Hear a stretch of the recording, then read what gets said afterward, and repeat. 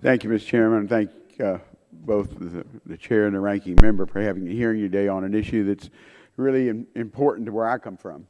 I have an industrial area in East Harris County, chemical plants, refineries that are all benefiting from our reasonable priced natural gas.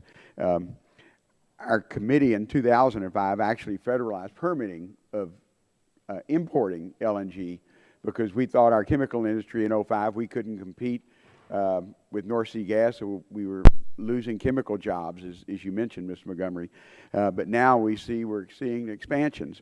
Of course, my concern is a balance between the producers needing to be certain they know their gas will have a market, because right now we are flaring a significant amount in South Texas, and I know the royalty owners would love to see that stop flaring and be able to ship it to someone.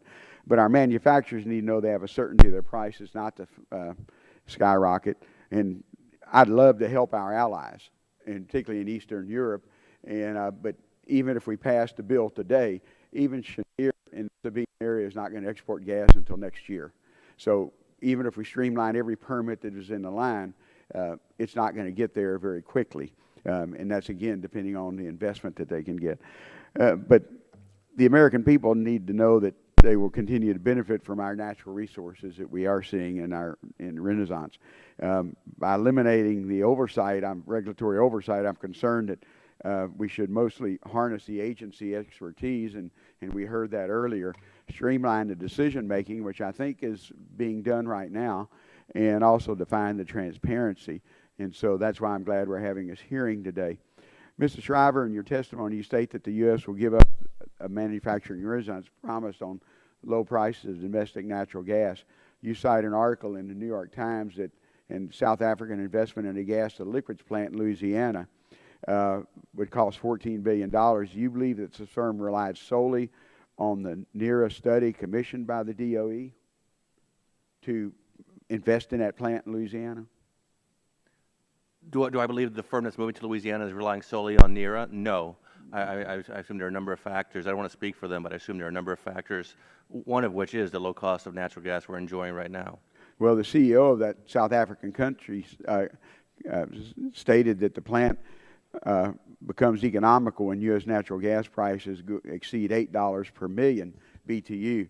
Do you believe that the companies that will invest $14 billion to build a new facility without forecasting potential natural gas increases, that would be much less than $8? We're not sure. From APGA's perspective, we're not sure ultimately how much natural gas is going to be exported, and every study we've seen has shown that the more natural gas is exported, the greater the price impact will be. Well, even in Texas, we have 5 crackers that cost $1 billion each, and these companies relied on NERA study, and they'll invest that $1 billion without forecasting. Do you believe they would invest that $1 billion per cracker without forecasting potential price increases? I'm sure they forecasted potential price increases. Mr. Ditzel, how is natural gas priced in different parts of the world? Again, a lot of us know we're used to our U.S. pricing system, but it's priced in different ways. For example, Henry Hub, National Balancing Point, Japanese Clearing, S-curved oil indexed. When signing contracts, how many years constitute a long-term LNG contract? Could you tell us if there's a predominant natural gas pricing in the world, or is it really based on geography?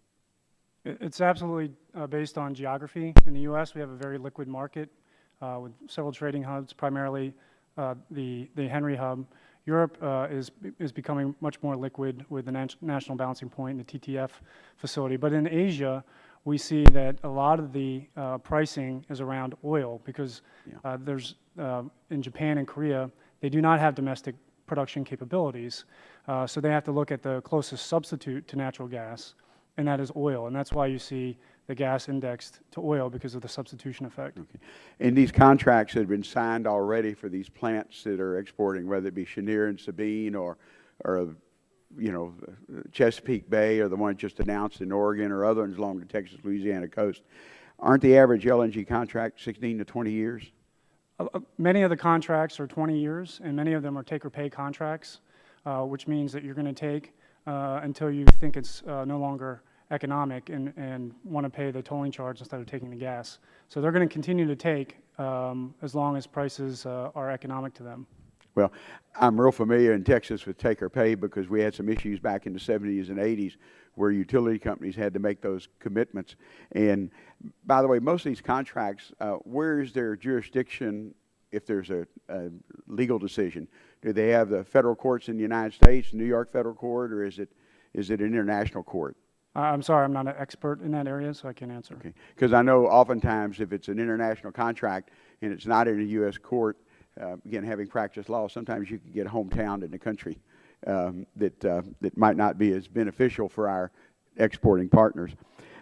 Does your analysis include any shifting in contracting from the from Asia, for example? Gentleman from Texas, I've given you the next 45 seconds here. Okay, Time thank is you. expiring. Just some movement of contracting once we get into the export market in the United States. In the analysis that I looked at thus far, I've assumed, based on unlimited or unconstrained exports from the U.S., that we would remain at about 80% of the Brent price, which is where prices have trended over the last few years. And there's a number of drivers to support that trend going forward, mainly because Japan is likely going to take a slow restart to its nuclear facilities. Germany is abandoning its nuclear facilities. And as the BG Group forecasts, a major play in the LNG market, the market in general will be tight through at least the end of the decade. We believe that. Thank you, Mr. Chairman, for your patience.